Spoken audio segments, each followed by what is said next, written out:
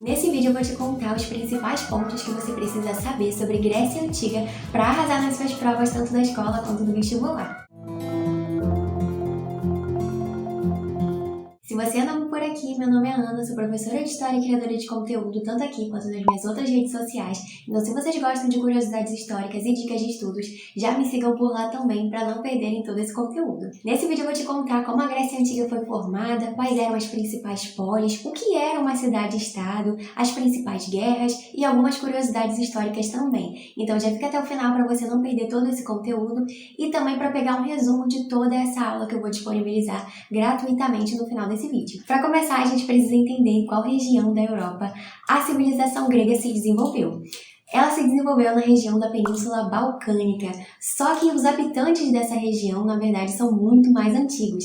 Lá na pré-história já tinham pessoas ocupando essa região e com o tempo outros povos também foram dominando essa área, como a gente vai ver agora na divisão da linha do tempo da Grécia Antiga. A história da Grécia Antiga se divide em 5 períodos, mas antes de te falar quais são eles, já curte esse vídeo se você estiver gostando, porque isso ajuda muito o canal e também me ajuda a continuar produzindo todo esse conteúdo para vocês. O primeiro período foi o pré-homérico, que foi quando uma civilização chamada cretense, que se localizava ali na ilha de Creta, próxima dessa região da Península Balcânica, passou a dominar essa região, dominando não só cidades do Mediterrâneo, como também o comércio. Por conta disso, quem tinha muito dinheiro, muito poder nessa civilização eram os comerciantes, que formavam a elite, e essa elite era governada por um rei chamado de Minos. Minos, nesse caso, não é o nome de uma pessoa, e sim o nome do cargo que o rei ocupava. É daí, inclusive, que vem a lenda mitológica grega do Minotauro, que conta como Creta teria sido conquistada por Teseu, que seria um jovem muito corajoso que teria conseguido derrotar um ser que tinha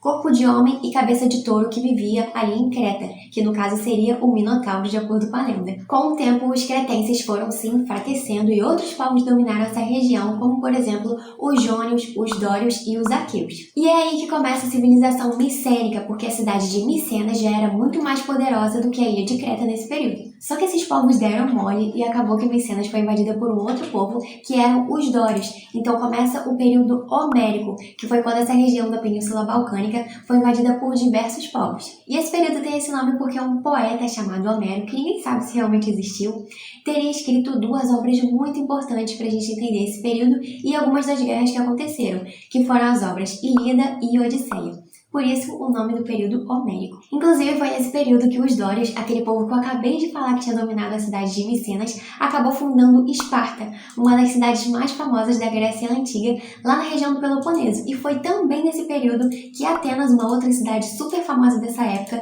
também foi fundada, só que não pelos dórios, e sim pelos jônios. Outro acontecimento muito importante do período homérico foi o início dos Jogos Olímpicos, que acontecem até hoje. Então foi lá na Grécia Antiga, durante esse período, que essas competições tiveram início. Mas aqui cabe uma observação muito importante, que apesar das Olimpíadas existirem desde 776 a.C., elas deixaram de acontecer durante muitos séculos e só retornaram, ainda que com muitas mudanças, no final do século XIX.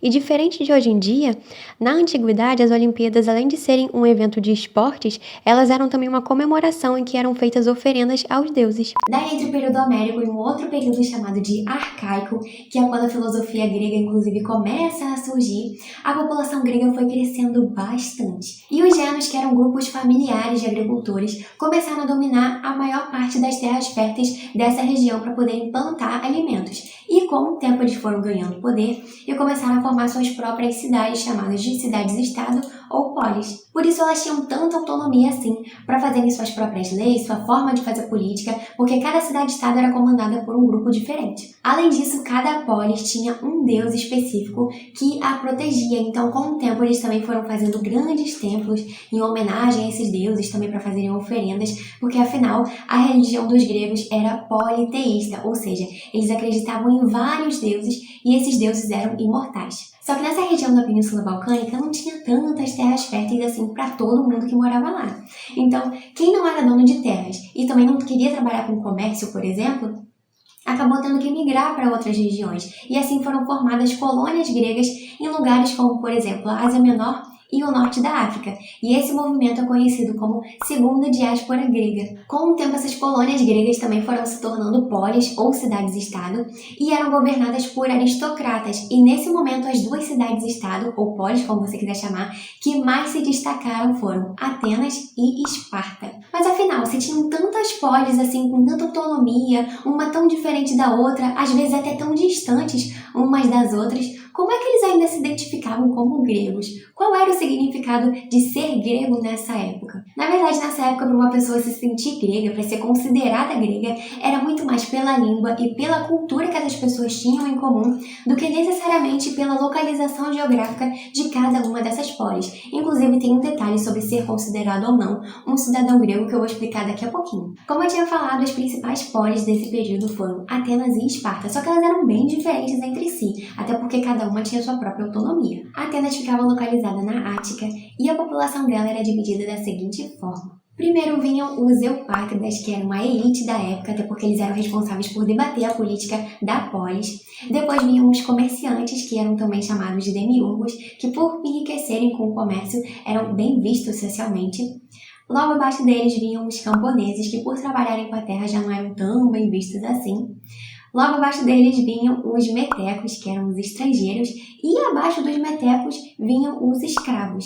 E nessa época uma pessoa podia se tornar escravo, tanto por hereditariedade, ou seja, uma pessoa que era filha de um escravo ou de uma escrava, consequentemente também era um escravo, nascia nessa condição, ou então também por guerra, quando o povo grego fazia guerra com algum outro povo e aí capturava alguns prisioneiros de guerra, e também por dívidas. Só que essa questão de se tornar escravo por dívidas acabou depois de um tempo. A política de Atenas passou por muitas transformações e nem sempre foi uma democracia. Inclusive, ela já chegou a ser até uma tirania. Então, algumas das mudanças que aconteceram em Atenas que mais marcaram essa polis ao longo do tempo foi, por exemplo, que um legislador chamado Drácon instituiu as leis por escrito.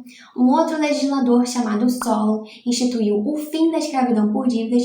E, por fim, um outro legislador chamado Clístenes instaurou a democracia em Atenas. E nessa época a democracia ateniense era direta, porque as pessoas participavam ativamente de cada decisão que era tomada na polis, no caso quem era considerado cidadão, que eu já vou explicar daqui a pouquinho. Diferente da nossa democracia aqui no Brasil de hoje em dia, que é representativa, porque a gente escolhe alguém que vai nos representar para tomar as decisões do país. Inclusive, nossa democracia de hoje em dia até tem alguns pontos em comum com a democracia ateniense. Se você quiser saber quais são, tem um post lá no meu Instagram falando sobre isso, porque senão esse vídeo vai ficar gigantesco, mas dá uma olhadinha lá porque tem muitas provas que gostam de cobrar isso. Então, voltando para a democracia ateniense. Todo cidadão podia participar dela, só que aí vem um detalhe, que nem todo mundo era considerado cidadão. Então, por exemplo, mulheres, estrangeiros e escravos ficavam excluídos dessas tomadas de decisão. Então, quem é que podia participar da democracia ateniense e era considerado cidadão em Atenas nessa época? Só quem era homem, quem tinha nascido livre, ou seja, não era escravizado, quem era adulto e quem tinha realmente nascido em Atenas. Mas em Esparta, como é que as coisas funcionavam? Já que também era uma cidade-estado muito importante na Grécia Antiga. Esparta era uma cidade-estado localizada ao sul do Peloponeso e eles eram muito famosos por serem considerados bons guerreiros. Então a sociedade espartana se dividia em: primeiro vinham os esparciatas, que eram as pessoas que tinham direito político e que também tinham muito poder, tanto na política quanto no comando militar. Logo abaixo vinham os periecos, que eram pessoas que não tinham direitos políticos e normalmente eram camponeses ou então artesãos, que em momentos de guerra até poderiam ser convocados para lutar, mas não tinham tanto prestígio social assim. Logo abaixo deles, por fim, vinham os ilotas, que eram servos que pertenciam ao Estado. Então, se em Atenas eles tinham uma democracia, já aqui em Esparta as coisas não funcionavam assim, porque eles eram governados por uma oligarquia, ou seja, um governo de poucos, um governo que poucas pessoas participam das decisões políticas. Então, em Esparta não adiantava você ser considerado um cidadão espartano para poder participar das decisões políticas. Então, se vocês quiserem saber quais eram os órgãos dessa oligarquia espartana, eu também deixei um post lá no meu Instagram falando sobre isso para esse vídeo não ficar enorme. E por fim, um outro aspecto muito interessante de Esparta, porque como era uma polis muito militarizada, que valorizava muito a guerra, desde cedo as crianças já eram ensinadas a isso.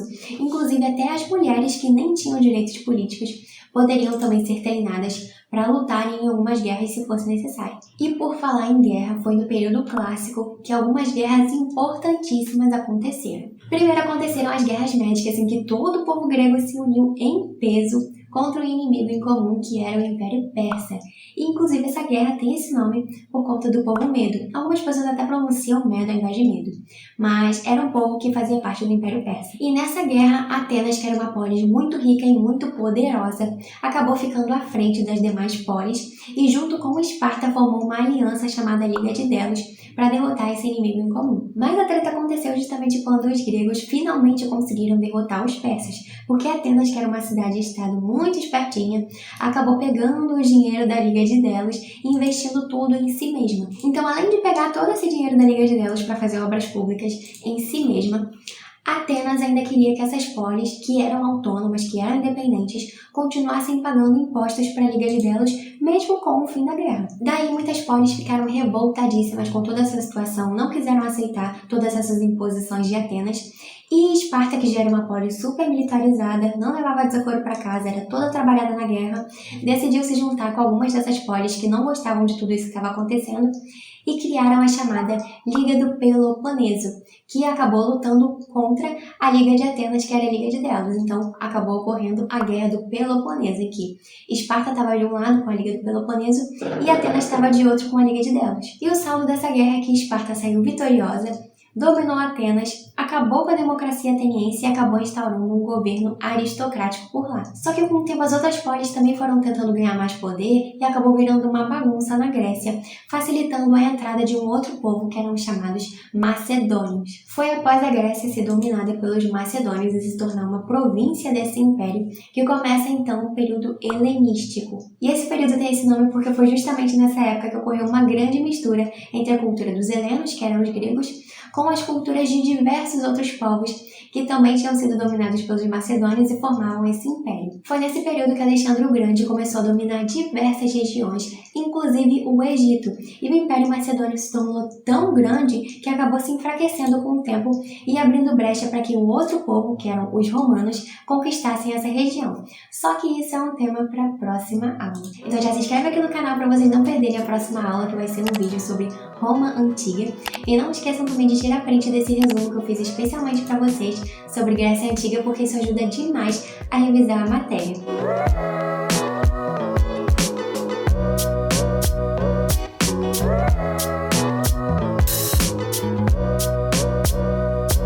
Eu vou ficando por aqui, um beijo e até o próximo vídeo.